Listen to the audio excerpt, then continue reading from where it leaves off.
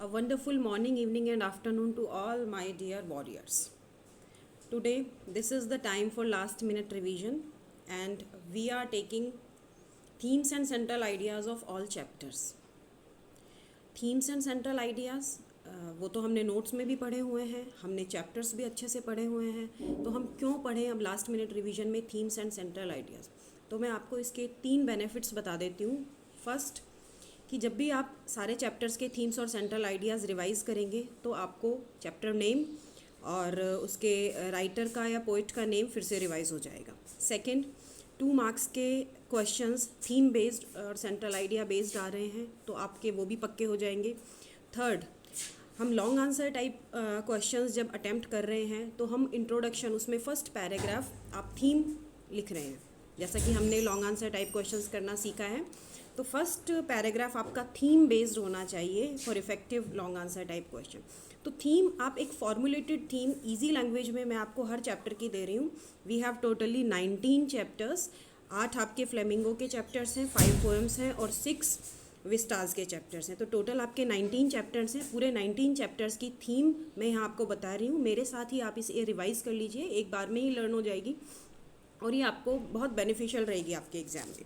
तो first of all the last lesson by Alphonse Daudet highlights the impact of war on language and culture, यानी war का effect क्या है language और culture पे। It emphasizes the importance of one's mother tongue and the regret of neglecting education, की mother tongue की importance बताई है और उस नेग्लेक्ट इस एजुकेशन को नेग्लेक्ट करने का जो पछतावा है, रिग्रेट है, वो बताया है। The story shows how people realise the value of their language only when they are about to lose it, यानी लोग अपनी मदर टंग की वैल्यू तब समझ पाते हैं जब वो उसे खोने वाले होते हैं। Through M Hamel's farewell lesson या फिर last lesson, the story teaches that language is a key part of identity and should be cherished before it's too late. Language की इम्पॉर्टेंस है कि लैंग्वेज हमारी आइडेंटिटी का एक की पार्ट है और ज़्यादा लेट ना हो जाए उससे पहले ही हमें उसे चेरिश कर लेना चाहिए, उसकी इम्पॉर्टेंस को समझना चाहिए। सेकेंड चैप्टर पे आ जाओ। लॉस्ट स्प्रिंग बाय अनीस जंग highlights the harsh realities of child labour and poverty. It explores how children from underprivileged background are denied education। जो underprivileged background है या poor हैं, deprived हैं, वो किस तरह से एजुकेशन उन्हें नहीं मिल पाती, denied education and forced into labour, और वो लेबर के लिए फोर्स कर दिए जाते हैं। And they lose their childhood Joy and dreams, और इसीलिए इस चैप्टर का नाम लॉस्ट स्प्रिंग है। The chapter portrays the struggles of poor children who are trapped in a cycle of poverty and exploitation। उन बच्चों के बारे में बताया है जो पॉवर्टी और एक्सप्लॉयटेशन के साइकिल में फंसे हुए हैं। It emphasizes the need for education and social reform to give them a better future। Next chapter, Deep Water by William Douglas explores the theme of fear and its conquest. Conquest means to overcome it.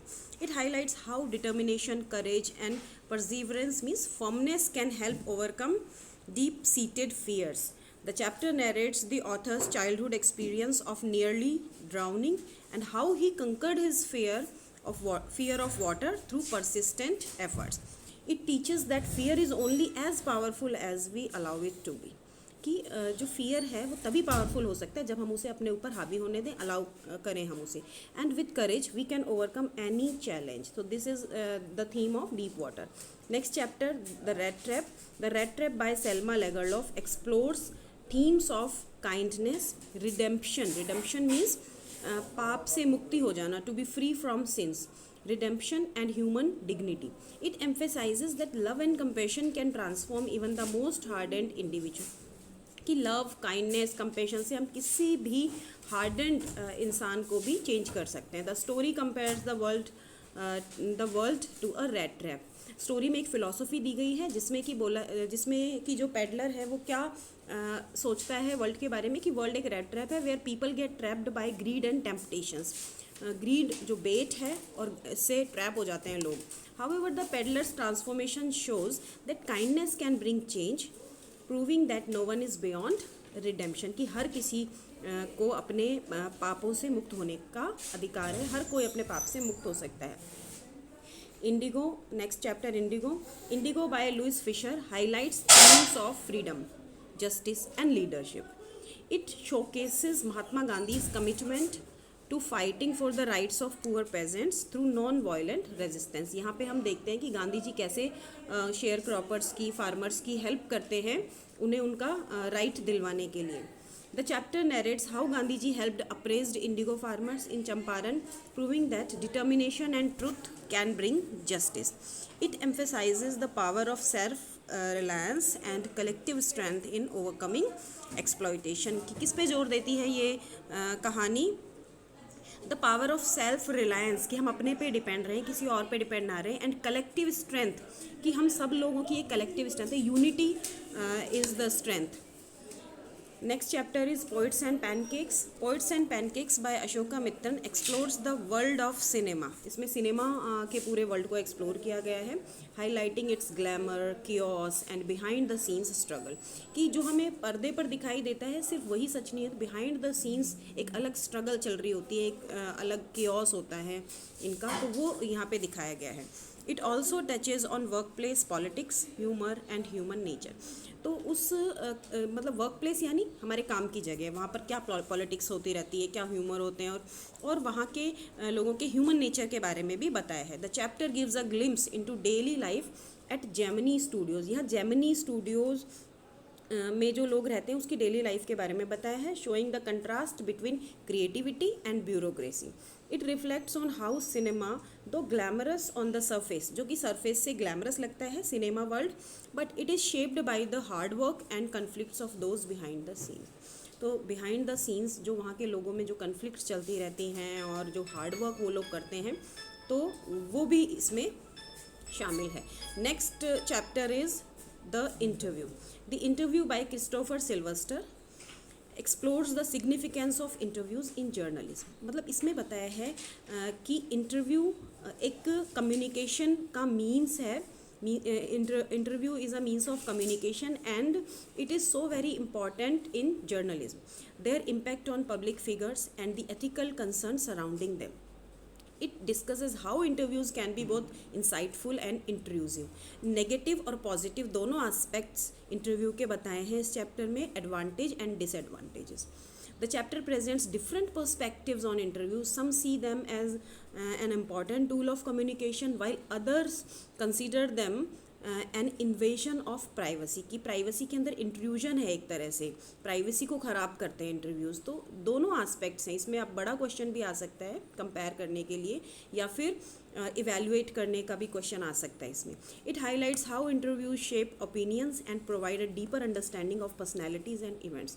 तो इसमें बताया गया है कि किसी भी famous personality को हमें बेहतर जानने के लिए interview is the means of communication. Next, Going Places.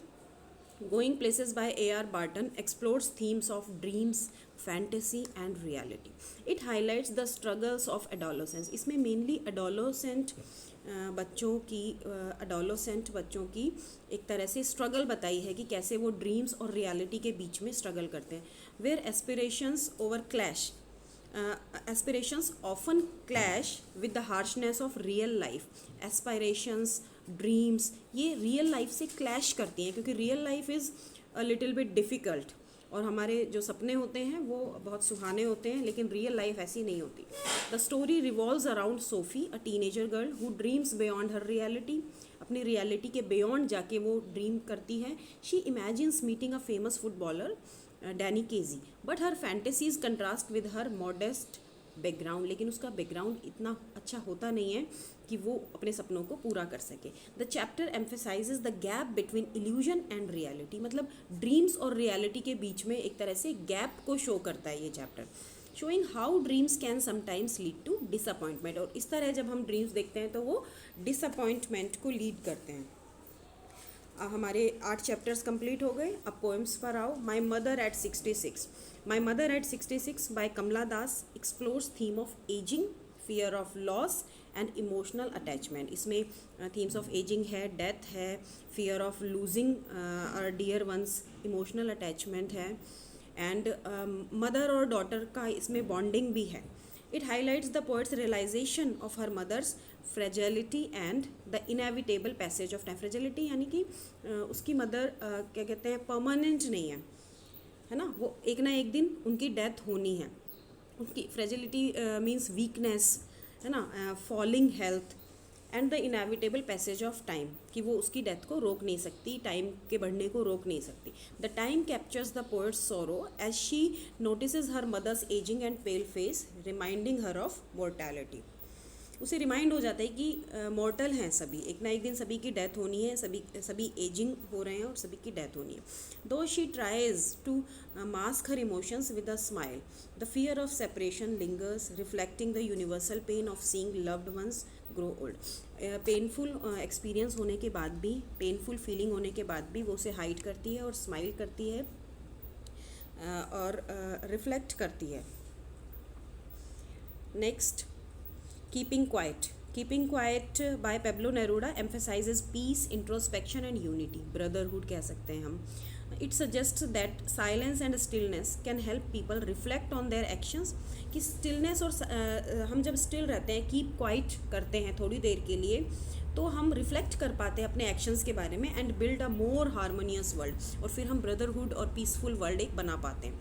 The poem urges humanity to pause, avoid aggression. तो ये पोएम रिक्वेस्ट करती है सभी लोगों को to pause for some seconds and avoid aggression, avoid any movement and embrace silence for self reflection, कि silent रह के सेल्फ रिफ्लेक्शन करें, सोचें कि हमने क्या अच्छा किया, क्या बुरा किया। It highlights that a moment of quietness can lead to understanding peace. और ये जो कीपिंग क्वाइट वाला मोमेंट होता है, जब हम कुछ भी नहीं बोल रहे, वी आर स्टिल, तो ये हमें अंडरस्टैंडिंग, पीस और deep connection with nature and each other, तो ये अंडरस्टैंडिंग बढ़ाता है हमारी, जिससे कि हम पीसफुल रहते हैं और जिससे कि एक डीप कनेक्शन होता है हमारा नेचर के साथ और हमारा एक दूसरे के साथ। Next poem is A Thing of Beauty. A Thing of Beauty by John Keats emphasizes the everlasting impact of beauty on human life.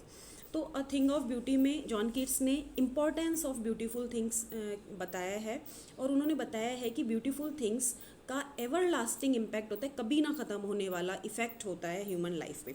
It highlights how beautiful things provide Joy, comfort and relief from sorrow and making life meaningful. The poem conveys that beauty, whether in nature, art or noble deeds, never fades but continues to inspire and uplift. कि कभी fade नहीं होती but continue रहती है, हर किसी को inspire करती है और अपलिफ्ट करती है। It acts as a source of peace and happiness. तो ये जो ब्यूटीफुल थिंग्स हैं वो एक सोर्स ऑफ पीस है, हैप्पीनेस का सोर्स है, helping humans overcome hardships and negativity, और ये ह्यूमन बीइंग को हेल्प करती हैं हार्डशिप्स और नेगेटिविटी, डिफ़िकल्टीज से ओवरकम करने के लिए। Next is the road side stand. The road side stand by Robert Frost highlights the struggles of poor rural people and their unfulfilled hopes. तो इसमें एक तरह से रिच और पुअर के बीच के गैप को बताया है। जो पुअर रूरल पीपल हैं उनकी अनफुलफिल्ड डिज़ायर्स के बारे में, होप्स के बारे में बताया है कि वो सिटी मनी को थोड़ा सा फील करना चाहते हैं। It contrast the wealth of city dwellers with the hardship of villagers. Contrast करता है एक तो रिच सिटी पीपल को, सिटी रेजिडेंट्स को, सिटी ड्वेलर्स को किसके साथ कंट्रास्ट किया है, पुअर रूरल पीपल्स के साथ। हार्डशिप्स यानी डिफ़िकल्ट लाइफ है उनकी, उसके साथ कंट्रास्ट किया है। Emphasizing social injustice and economic disparity. इसमें एक इकोनॉमिक डिस्पैरिटी दिखाई गई है कि इकोनॉमिकल एक डिस्क्रिमिनेशन है, इकोनॉमिकल एक गैप है, एक सोशल डिस्क्रिमिनेशन है, रिच पीपल, पुअर पीपल, इस तरह का। The poem portrays the disappointment of rural sellers who wait for city people to buy them their small roadside stand, but their hopes are crushed. It criticizes the neglect of the underprivileged and questions the fairness of progress that benefits only the rich. ये poem दिखाती है कि कैसे rich लोग जो हैं rural people को neglect कर देते हैं, और इस चीज़ पे भी क्वेश्चन करती है कि क्या प्रोग्रेस सिर्फ रिच लोगों को ही बेनिफिट देती है, पुअर लोगों को नहीं। तो ये रोड साइड स्टैंड की थीम है। नेक्स्ट है अपना aunt Jennifer's tigers. Aunt Jennifer's Tigers by Andreen Rich highlights themes of female oppression, gender roles, and the desire for freedom. It contrasts the weakness of Aunt Jennifer's, मतलब इसमें एक contrast भी है कि weakness of aunt Jennifer को किसके साथ contrast किया गया है, the strength and fearlessness of the tigers that she embroiders. मतलब खुद तो वो बहुत वीक हैं और सप्रेस्ड हैं, लेकिन जो वो आर्ट वर्क कर रही हैं, टाइगर्स एम्ब्रॉयडरी कर रही हैं, वो फियरलेस हैं। The poem portrays aunt Jennifer as a woman trapped in a restrictive marriage. यहाँ पे आंट जेनिफर को एक इस तरह की वुमन के रूप में दिखाया गया है जो मैरिज में ट्रैप हैं, burdened by societal expectations. However, her tigers symbolize the freedom and confidence she longs for, showing the contrast between her reality and her unfulfilled desires. उसकी reality तो है कि वो मेल डोमिनेंस में है, और उसकी डिज़ायर क्या है कि वो फ्री होना चाहती है, स्ट्रॉन्ग बनना चाहती है, जो कि उसके आर्ट वर्क टाइगर्स के थ्रू यहाँ पर शो हो रहा है। Next the third level by Jack Finney explores the theme of escapism. यहाँ पर एस्केपिज्म की थीम है, टाइम ट्रैवल है, and the contrast between reality and illusion है कि रियलिटी कुछ और है, इल्यूजन कुछ और है। It highlights the human tendency to seek refuge from the pressure of modern life. इसमें बताया गया कि मॉडर्न लाइफ के प्रेशर से लोग कैसे एस्केप कर जाते हैं, रिफ्यूज कर देते हैं रियलिटी को। The story revolves around Charlie who discovers a mysterious third level at Grand Central Station, which leads to the peaceful past of 1894. However, it turns out to be his imagination. उसकी imagination होती है वो, reflecting his deep desire to escape the stress of the present and find comfort in a simpler time. तो ये उसकी एक imagination होती है, उसकी एक डिज़ायर है कि उस डिफ़िकल्टी भरे और हसल बसल भरे लाइफ से उसे, स्ट्रेसफुल लाइफ से उसे एस्केपिज्म चाहिए। Next the tiger king. The tiger king by कल्की is a satire on arrogance, fate and human greed. ये एक सटायर है। सटायर होता है किसी भी पॉलिटिकल पार्टी, गवर्नमेंट या फिर किसी थॉट या फिर किसी कंसेप्ट जो कि अच्छा नहीं है, उसका ह्यूमर, उस पर ह्यूमर करना, व्यंग्य करना, तो दैट इज़ सटायर। तो यहाँ एरोगेंस है, फेट, ह्यूमन ग्रीड दिखाई गई है। It highlights the foolishness of rulers who misuse power and try to defy destiny. कि रूलर्स की फुलिशनेस होती है कि वो पावर का मिसयूज़ करते हैं और डेस्टिनी को डिफाई करने की कोशिश करते हैं। The story narrates how the king of Pratibandapuram fearing a prophecy. एक प्रोफेसी होती है, किंग प्रतिबंधपुरम उससे डरता है और 99 टाइगर्स को किल कर देता है उस प्रोफेसी से डर के। However he ironically dies because of a wooden toy tiger, proving that no one can escape fate. और बाद में ये प्रूफ भी हो जाता है कि कोई भी अपने भाग्य से बच नहीं सकता। फेट मीन्स यहाँ डेस्टिनी, कोई भी अपनी डेस्टिनी से बच नहीं सकता। उसकी डेथ होनी थी और वो हुई। The story criticizes blind ambition and the misuse of power. इसमें यह भी दिखाया गया है कि मिसयूज़ ऑफ पावर कैसे किया उस किंग ने, और ब्लाइंड एम्बिशन मतलब उसने टारगेट बनाया कि मैं 100 टाइगर्स को मारूंगा, ये उसका एम्बिशन था। लेकिन ये कोई समझदारी वाला एम्बिशन नहीं था, इससे नुकसान ही हुआ, फ़ायदा नहीं हुआ किसी का भी। तो इसीलिए एक ब्लाइंड एम्बिशन को क्रिटिसाइज़ करती है ये स्टोरी। नेक्स्ट है journey to the end of the earth. Journey to the end of the earth by Tishani Doshi explores climate change, the fragility of the environment and humanity connection with nature. ये सारी चीज़ें इसमें बताई गई हैं। It emphasizes the importance of Antarctica, कि Antarctica की क्या इंपॉर्टेंस है अर्थ के पास्ट, प्रेजेंट और फ्यूचर को समझने के लिए। The chapter describes the author's journey to Antarctica, highlighting how the continent reveals crucial insights about climate change. कि इस कॉन्टिनेंट पे जाके हमें समझ आता है कि क्लाइमेट चेंज के बारे में हमें इंसाइट्स मिलती है, हमें समझ मिलती है, और इकोलॉजिकल बैलेंस के बारे में हमें पता चलता है। It stresses the urgent need for environmental awareness.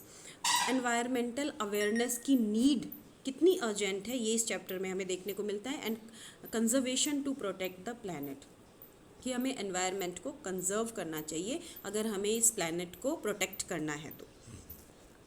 The enemy by Pearl S Buck explores themes of humanity, prejudice and ethical dilemmas during war time. War time चल रहा था, हमने इस चैप्टर को पढ़ा है। वॉर टाइम था, जापान और अमेरिका के बीच स्ट्रगल था तो एनिमी में बताया है ह्यूमैनिटी, वॉर टाइम में ह्यूमैनिटी या ड्यूटीज़ अपनी, नेशनलिज्म, पेट्रोटिज्म और एक डिलेमा, इन सब चीज़ों के बीच में एक डिलेमा, कन्फ्यूजन होता है। तो क्या होता है? It highlights the conflicts between patriotism and personal morals. Personal moral values और पेट्रोटिज्म के बीच में एक कन्फ्लिक्ट शो की गई है इस चैप्टर में। The story revolves around Dr. Sadao, a Japanese doctor who saves an enemy American soldier despite being expected to hate him. जबकि वो सोल्जर से हेट करता है, उसका पेट्रियोटिज्म उसे ना बचाने के लिए बोलता है, लेकिन उसकी जो मोरल ड्यूटी है एज अ डॉक्टर वो उसे बचाने के लिए इंसिस्ट करती है. It emphasises that compassion and humanity should rise above national and racial boundaries.